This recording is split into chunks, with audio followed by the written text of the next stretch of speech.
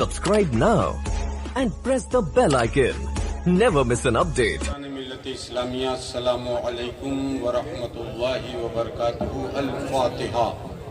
الى حضرت روح النبی صلی اللہ تعالی علیہ وسلم وعلی آلہ واصحابہ.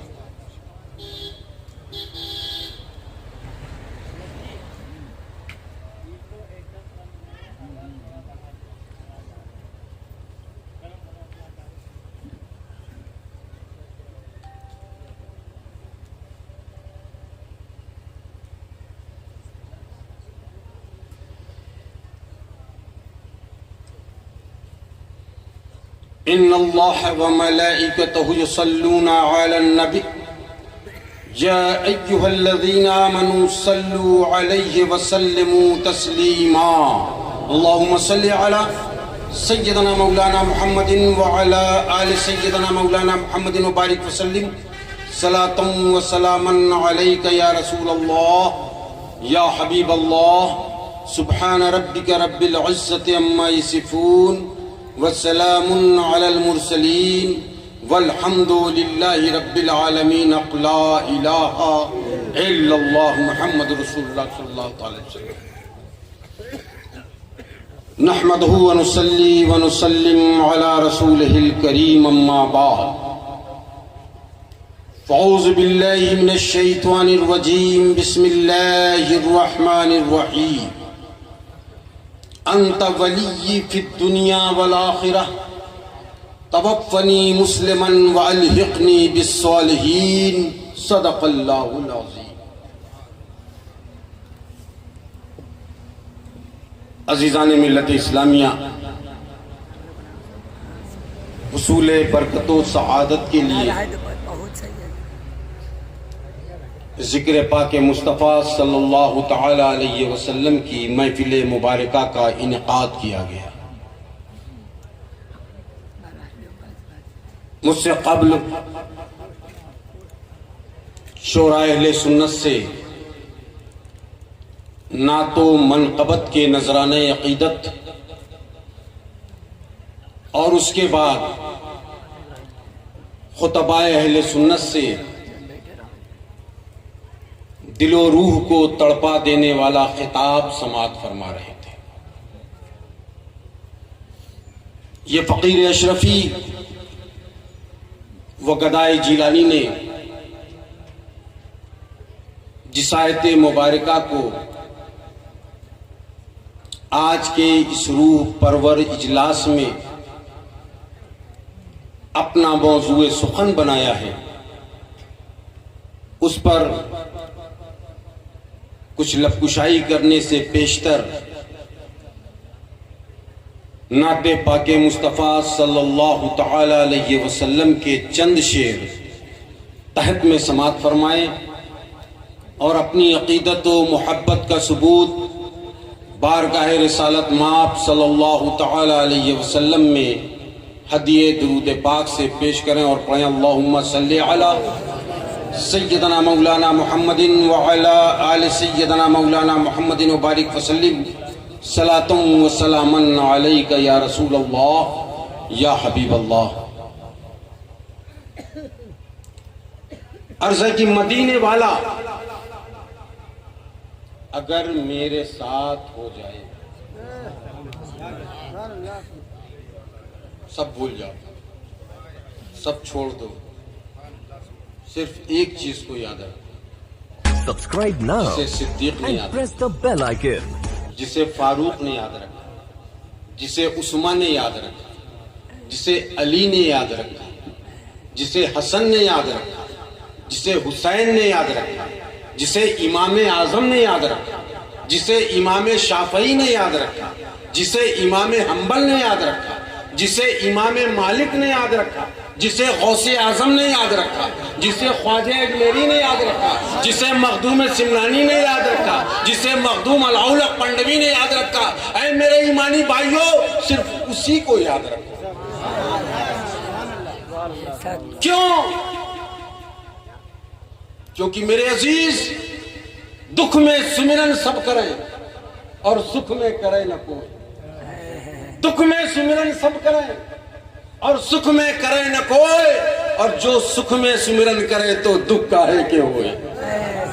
تو ہم سکھی ہیں اس لیے کہ اپنے آقا کا جشن منا رہے ہیں، اپنے آقا کی یاد منا رہے ہیں، آقا والوں کا ذکر کر رہے ہیں، اور جب آقا والوں کا ذکر کریں گے تو ہمارا بھی ذکر ان کی محفل میں ہوگا، ہمارا بھی ذکر ان کی محفل میں ہوگا۔ میرے عزیز حدیث قدسی ہے، اللہ تبارک و تعالیٰ کا فرمان ذیشان ہے کہ جو بندہ مجھے دل میں یاد کرتا ہے، جو بندہ مجھے دل میں یاد کرتا ہے میں بھی اسے دل میں یاد کرتا ہوں، جو بندہ مجھے دل میں یاد کرتا ہے میں بھی اسے دل میں یاد کرتا ہوں، اور جو بندہ مجھے مجمع عام میں یاد کرتا ہے، جیسے آج ہم اس کا ذکر کر رہے ہیں مجمع عام میں، جلسے کے روپ میں، اجتماع کے روپ میں، سارے مومنین اکٹھا ہیں، غلامان مصطفیٰ اکٹھا ہیں، ان کے درمیان میں اس کا ذکر ہو رہا ہے، تو جو بندہ میرا مجمع عام میں ذکر کرتا ہے میں اس کا ذکر فرشتوں کے درمیان کرتا ہوں۔ واہ واہ واہ واہ، زندہ باد زندہ باد۔ تو مدینے والا اگر میرے ساتھ ہو جائے، خدا ہوں میرا میری کائنات ہو جائے۔ مدینے والا اگر میرے ساتھ ہو جائے، خدا ہوں میرا میری کائنات ہو جائے۔ اور سماعت فرمائیں، یہ قرآن پاک کا ایک واقعہ ہے، اس کو شعر میں عاشق نے پرویا ہے کہ حضور مر کے جیوں میں شہید کی صورت، حضور مر کے جیوں میں شہید کی صورت، نصیب مجھ کو دوامی حیات ہو جائے، نصیب مجھ کو دوامی حیات ہو جائے۔ وَلَا تَقُولُوا لِمَنْ يُقْتَلُ فِي سَبِيلِ اللَّهِ أَمْوَاتٌ بَلْ أَحْيَاءٌ وَلَٰكِنْ لَا تَشْعُرُونَ۔ سب ڈاکٹرز کہہ رہے ہیں مر گیا، جسم کی بوٹی بوٹی ہو گئی، ہاتھ الگ ہو گیا، سر الگ ہو گیا، تھڑا الگ ہو گیا، پیر الگ ہو گیا، مگر قرآن کہہ رہا ہے یہ اللہ کی راہ میں شہید ہوا ہے، یہ مرا نہیں ہے بلکہ زندہ ہے۔ تمہیں اس کی زندگی کا شعور ہے۔ زندہ باد زندہ باد، واہ واہ۔ میرے عزیز، یہ بھی قرآن پاک کے ایک واقعے کی طرف اشارہ ہے کہ وہ دست یار ید اللہ جس کو تو نے کہا، وہ دست یار ید اللہ جس کو تو نے کہا، یہ صلح حدیبیہ کا واقعہ۔ میرے آقا مولا روحی فدا صلی اللہ تعالی علیہ وسلم بغرض عمرہ مدینہ طیبہ سے مکہ معظمہ کی طرف تشریف لے گئے اپنے صحابہ اکرام کے ساتھ، اور حدیبیہ کے مقام پر جب پہنچے تو وہاں اپنے قیام فرمایا اور اپنے عثمان کو بلایا، اپنے جانثار عثمان کو بلایا کہ اے عثمان، مکے میں تمہارے عزیز و اقارب زیادہ ہیں، تمہارے جان پہچان کے لوگ زیادہ ہیں، اور ہم تو عمرے کی غرض سے کوئی شر و فساد کرنا نہیں ہے، قتل و خونریزی کا بازار گرم نہیں کرنا ہے، ہمارے ساتھ نہ تیر ہے، نہ تلوار ہے، نہ کوئی ہتھیار ہے، قربانی کے اونٹ، خانہ کعبہ کا طواف کرنا ہے، صفا و مروہ کی صحیح کرنی ہے، اور اپنی اپنی قربانیاں پیش کرنی ہے۔ تو جاؤ تم مکے والوں سے ہماری جان و مال کی ضمانت لے، تمہارے ساتھی ہیں، تمہارے دوست و احباب ہیں، تمہارے کہنے پر وہ مان جائیں گے۔ سیدنا عثمان غنی رضی اللہ تعالیٰ عنہ نے جب اپنے آقا کی یہ بات سنی تو قاصد بن کر کے روانہ ہو گئے، مکہ معظمہ پہنچے، کفار مکہ نے گھیر لیا، ارے عثمان کیسے آنا ہو گیا، ارے تمہاری صورت دیکھ رہو، چہرے سے کمزوری ٹپک رہی ہے، مدینے کی ہوا راس نہیں آئی، چلو چلو بیٹھو بیٹھو کچھ چائے ناشتہ کو، چائے ناشتہ نہیں کرنا ہے مجھے، میں اپنے آقا کا پیغام لے کر کے آیا ہوں، اور میرے آقا و مولا روحی فدا صلی اللہ تعالی وسلم اس وقت حدیبیہ کے مقام پر ایک کھجور یا ببول کے درخت کے نیچے تشریف فرما تھے، یہ یہاں بات کر رہے ہیں، کفار مکہ سے بیان کر رہے ہیں پورے واقعے کو۔ کفار مکہ کہتے ہیں اے عثمان سن لو، تم خانہ کعبہ کا طواف کرنا چاہتے ہو کر لو، مگر محمد کو مکے کی دھرتی پر ہم لوگ قدم نہیں رکھنے دیں گے۔ میرے عزیز، اپنے اپنے گریبان میں جھانک کر کے دیکھو، اگر ہم اور آپ ہوتے تو کہتے بہت بڑھیا موقع ہے، پیر صاحب کو کیا پتا ہوگا، چل کر کے خانہ کعبہ کا طواف کر لیا جائے۔ ایک زمانہ گزر چکا ہے کعبہ کا طواف کیے ہوئے، چلو چلو کعبے کا طواف کر لیا جائے، مگر سنو، ایک عاشق کی زبان سنو، ایک عاشق کا جملہ سنو۔ سیدنا عثمان غنی رضی اللہ تعالیٰ عنہ کفار مکہ کے درمیان ببانگ دہل بولتے ہیں کہ کفار مکہ سن لو، جس گھر کو میرا آقا طواف نہیں کرے گا عثمان اس گھر کی طرف دیکھے گا نہیں۔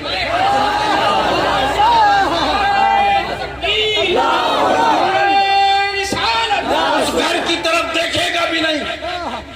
گفتگو ہو رہی ہے، ٹائم کافی گزر گیا، شیطان تو اپنی چال میں مشغول ہے۔ وہ صحابہ اکرام کی جماعت میں پہنچ گیا، صحابہ اکرام کی جماعت میں پہنچ کر کے حدیبیہ کے مقام پر آپس میں لوگوں میں گفتگو ہو رہی تھی کہ بہت دیر ہو گئی، ابھی تک عثمان واپس نہیں آئے، کیا بات ہے، کیا معاملہ ہے، کوئی بات تو نہیں ہو گئی، کہیں کفار مکہ نے عثمان کو قید تو نہیں کر لیا، کہیں ان کو مارا پیٹا تو نہیں۔ کتنے میں شیطان بولتا ہے کہ اے محمد عربی کے ماننے والوں، ان کے جانساروں، عثمان غنی کو دھوکے سے کفار مکہ نے شہید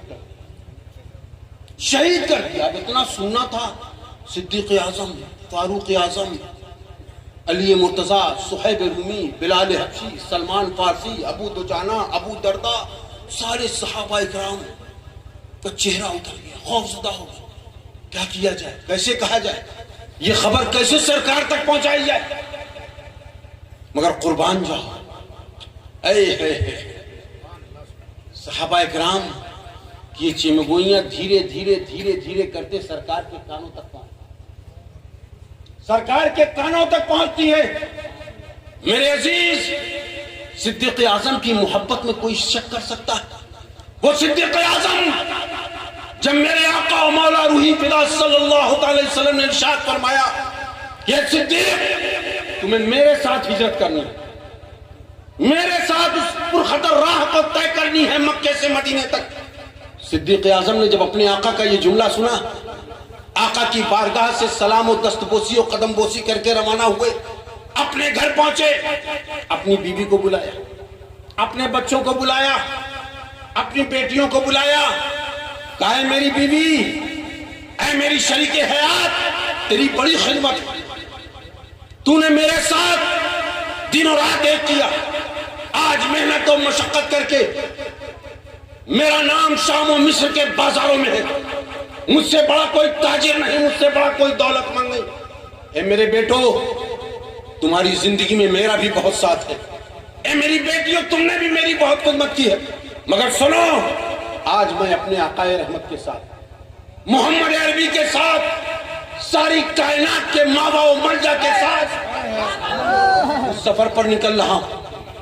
پتہ نہیں کہاں کتنے پیسے کی ضرورت پڑے، کتنا درہم و دینار اپنے آقا کی حفاظت میں لٹانا پڑے، تو سن لو، آج تک میں نے جتنا کمایا ہے اس کا ایک دن کا بھی نہیں چھوڑوں گا، اس کا ایک دن کا بھی نہیں چھوڑوں گا۔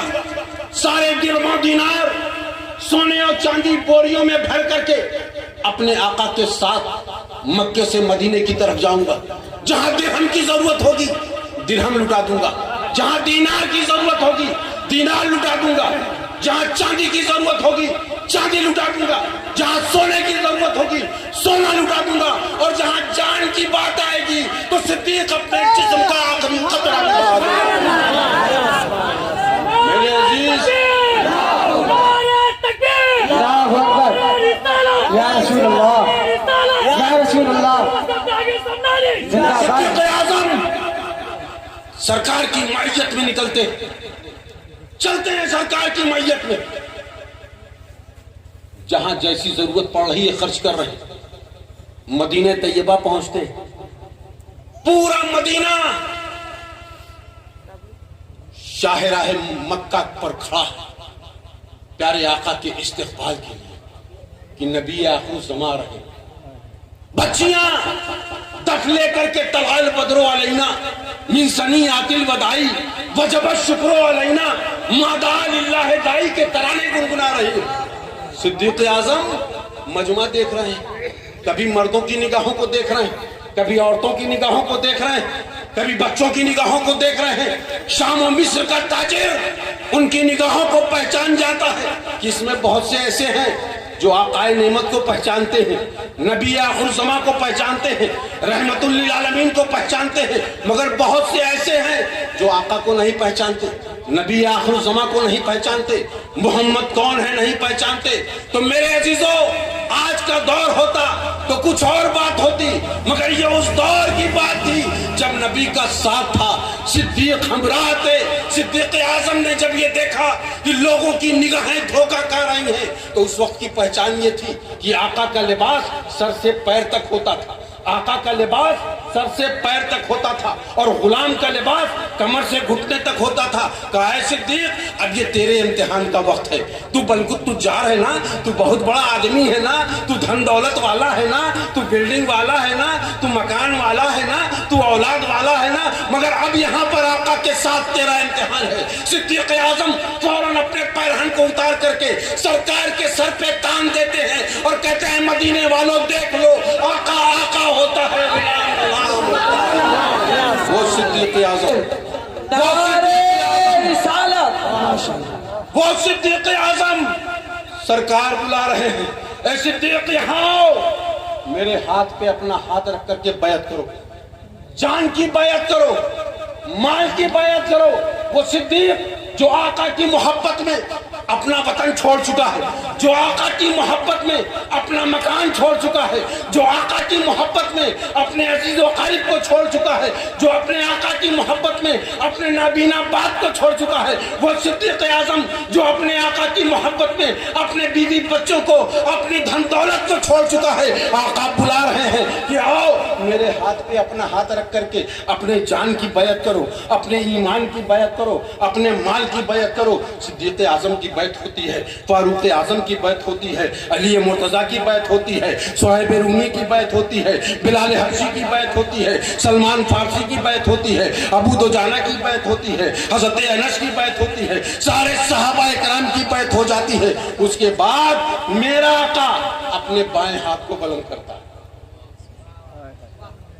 اپنے بائیں ہاتھ کو بلند کرتا ہے اور کہتا ہے یہ عثمان کا ہاتھ ہے. یعنی سرکار جانتے ہیں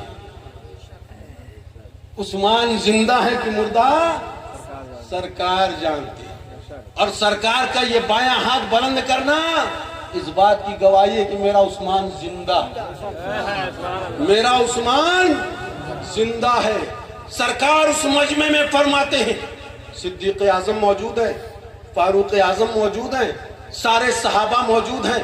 سرکار فرماتے ہیں کہ دیکھو یہ عثمان کا ہاتھ ہے، اب میں عثمان کی بیعت لے رہا ہوں، اب میں عثمان کی بیعت لے رہا ہوں.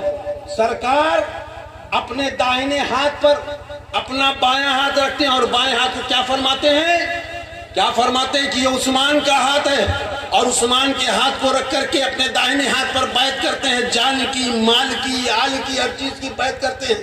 اللہ کو اپنے محبوب کی یہ ادا اتنا بھا جاتی ہے کہ فوراً جبریل کو حکم ہوتا ہے کہ جبریل جاؤ اور میرے آقا کو یہ پیغام سنا دو کہ ید اللہ فوق ایدیہم، ان کا ہاتھ آپ کے ہاتھ میں نہیں ہے بلکہ خدا کے ہاتھ میں ہے. صدیق کا ہاتھ خدا کے ہاتھ میں ہے، فاروق کا ہاتھ خدا کے ہاتھ میں ہے، علی کا ہاتھ خدا کے ہاتھ میں ہے.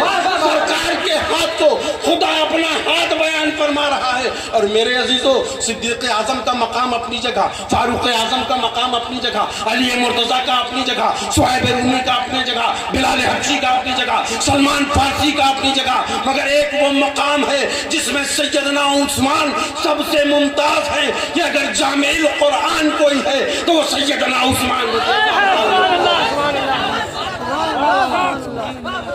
سبحان اللہ سبحان اللہ. تو وہ دستے یار ید اللہ جس کو تو نے کہا وہ دست یار ید اللہ جس کو تو نے کہا اسی کے ہاتھ میں ہم سب کا ہاتھ ہو جائے. Subscribe now and press the bell icon.